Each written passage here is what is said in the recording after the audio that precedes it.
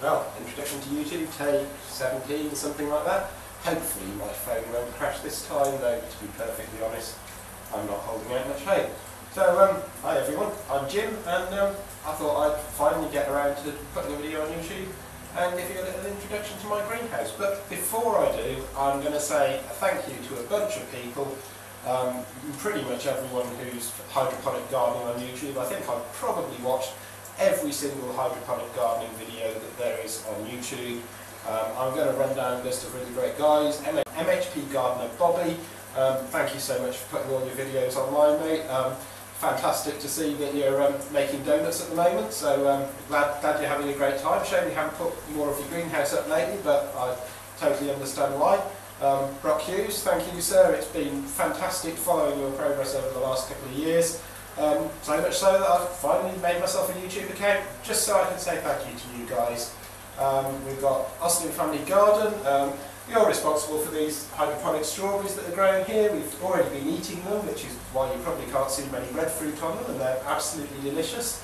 And the other guys, Slee Stacks Rule, very interesting experiments you're doing. Love watching what you're up to, mate. Media Maker 2000, again, some fantastic experiments there.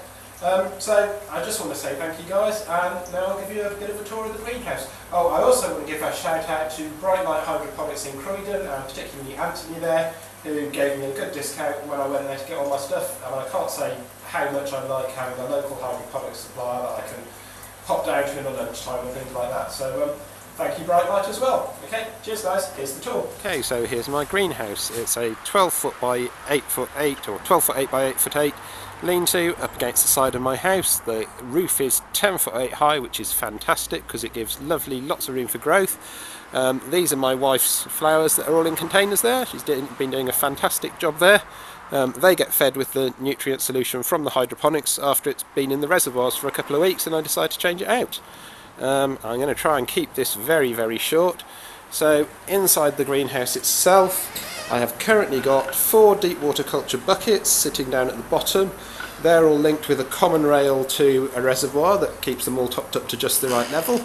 I've got a lower hydroponic rail, NFT rail, for vegetative growth. So that's got all my lettuces. I've got 3 different kind of lettuces, possibly 4 different kind of lettuces, some rocket, lots of mixed leaves, some peas that are doing really well. And I've got an upper hydroponic rail, which is mostly strawberries and peppers at the moment, and we've been eating the strawberries off this already. We had some on Sunday lunch, they were fantastic. You can't see much at the front, but there's a good collection coming along there, getting nice and ripe. We've got so many on the way, so I think we'll be eating strawberries for Sunday lunch again, or pudding rather. So absolutely fantastic. I did have a large broccoli there until recently. We ate that on Sunday. We were away on holiday. When we came back, caterpillars had got to it, so I thought it was time to eat it. I'll stick a picture there. Yeah, these 2 NFT tanks, the bottom rail, this one I have got fed for vegetative growth because it's all my leafy salad crops. So again, we've been eating off this rail since the middle of June now, which is before we had the greenhouse even. I had 1 rail up and working before we even got the greenhouse going. So the bottom tank has got a fairly low strength vegetative growth solution.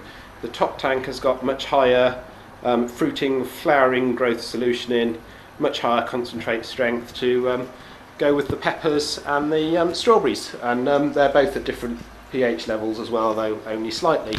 As per Brock Hughes, through trial and error, I have learnt the value of having a freshwater reservoir, which I've got just hooked up. This black 1/2-inch pipe goes down round to that manifold there, and then comes off to each of the reservoirs, and inside each reservoir I've got a little float valve that just keeps the water level topped up to exactly the right height, which is the height I've got that piece of white tape at, just so I know.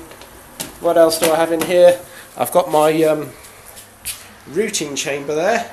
When I started putting plants in the rail system, I quickly realised there was 2 or 3 weeks from when they went from being too big as a seedling to sit in a rockwool cube until they got their roots far enough out the bottom of a net pot to reach into the nutrient solution. So I put together this misting chamber here, which I'll explain in another video exactly what that's all about. Anyway, there's my cat. Hello, cat. She's saying hello as well. So that's it for now. Hope you enjoyed it. Cheers, guys. Bye.